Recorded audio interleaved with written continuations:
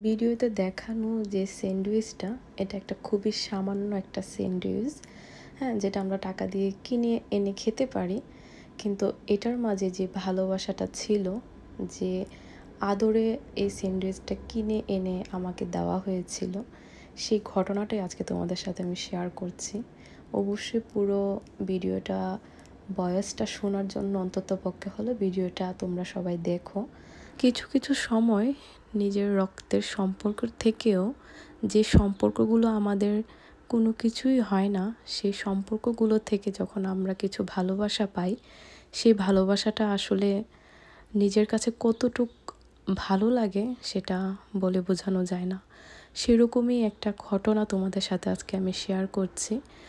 ভীষণ খারাপ ছিল কিছুদিন অবস্থা। আমি যেহেতু ফেসবুকে একটা পোস্ট করেছিলাম আমার বাচ্চার শরীরটা বেশি একটা ভালো না, তো হঠাৎ করেই সে আরও বেশি অসুস্থ হয়ে যায়। তো ওকে নিয়ে আমাদের ইমার্জেন্সিতে যেতে হয়। আর ইমার্জেন্সিতে যাওয়ার পর ডাক্তার আমাদেরকে ওর অবস্থা দেখে আমাদেরকে হসপিটালেতে ভর্তি হতে বলে। তো আমরা তার কথা মতোই আমরা হসপিটালে ভর্তি হই। বিকালে গিয়েছিলাম ডাক্তার দেখাতে। কোনো প্রিপারেশনই আমাদের ছিল না যে আমাদেরকে থাকতে হতে পারে, কারণ ওর কন্ডিশন আমরা এতটাও খারাপ বুঝতে পারিনি যে ও এতটা অসুস্থ ছিল ভিতর থেকে। তো যাই হোক, তারপর আমরা ওইখানে থাকি। ভোরের দিক, যেহেতু বিকালে গিয়েছিলাম, ভোরের দিক 4টা-5টা ওই টাইমে আমাদেরকে বেডে শিফট করে, যেহেতু ওর কন্ডিশন ওরা খারাপ পাচ্ছিল। তো সেই জন্য বলা হয়েছিল যে তোমাদেরকে থাকতে হতে পারে কিছুদিন। সকাল 7টা-8টার দিকে একজন নার্স আসে, আর এসে সে তার পরিচয়টাই দেয়। উনি কিছুটা বয়স্ক ছিল, বয়স 50-এর উপরে অবশ্যই হবে। তো উনি ওনার পরিচয়টা দিয়ে আমাদেরকে বলল যে আমি তোমার আজকে দেখাশোনা করব। বললাম যে আচ্ছা ঠিক আছে। তারপর উনি 8টার দিকে সকালের খাবার নিয়ে আসে আমার জন্য আর বেবির জন্য, এনে দিয়ে যায়। তারপর কিছুক্ষণ পর উনি আবার আসে, এসে আমাকে জিজ্ঞেস করছে তুমি কি খেয়েছো? আমি বললাম যে না, আমি খাইনি, খাবো কিছুক্ষণ পর। বলতেছে না, তুমি সারা রাত্র বেবিকে নিয়েছিলে, তোমার কোনো কিছু খাওয়া হয়নি, তোমাকে তাড়াতাড়ি খেয়ে ফেলতে হবে, না হলে তুমি কিভাবে বেবিকে টেক কেয়ার করবে। তার কথাটা শুনে আমার কাছে খুবই ভালো লাগলো। তারপর আমি খাবারটা খেয়ে নিই আর বাচ্চাকেও খাইয়ে দিই। খাইয়ে আমি রেখে দিয়েছিলাম খাবারটা যেটা ছিল।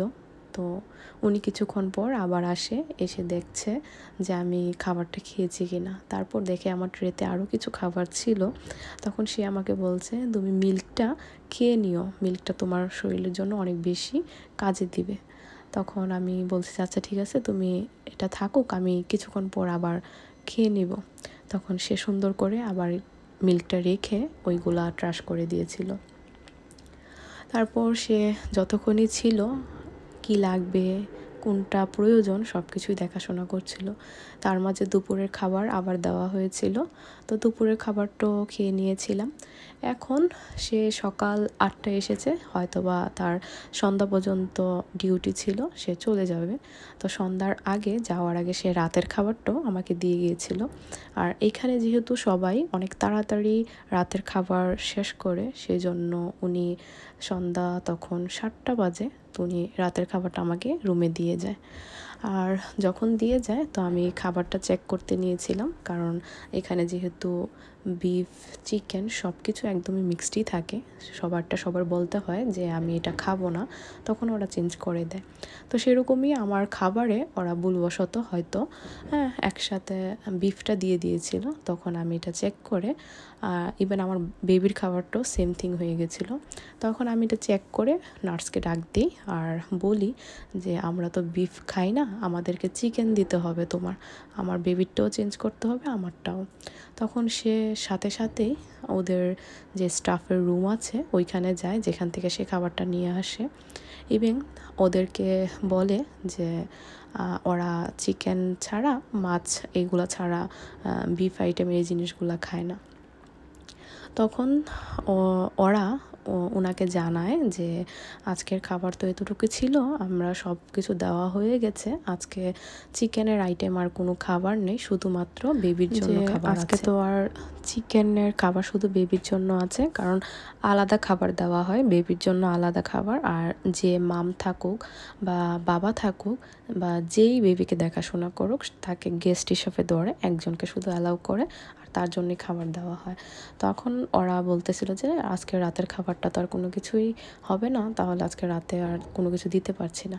তখন সে আমাদেরকে এসে সেটাই বলে যে ওরা তোমাকে বলেছে আজকে রাতের খাবারটা কোনো কিছু দিতে পারবে না। তো আমরা বলছি ঠিক আছে, সমস্যা নেই, আমরা আছে খাবার, ওইটা আমরা খেয়ে নিব। কিন্তু তখন তার মুখের দিকে তাকালাম আর ও অনেক বেশি মানে খুব খারাপ লাগা নিয়ে আমাকে বলছিল কথাটা যে মাম্মাম, তোমাকে আজকে রাতের খাবারটা আমরা দিতে পারছি না, আজকে দেওয়া হবে না, তুমি আজকে খাবার পাবে না। তা আমরা এটাকে কোনো কিছুই মনে করি না, যে হতেই পারে মিস্টেকলি, ওকে।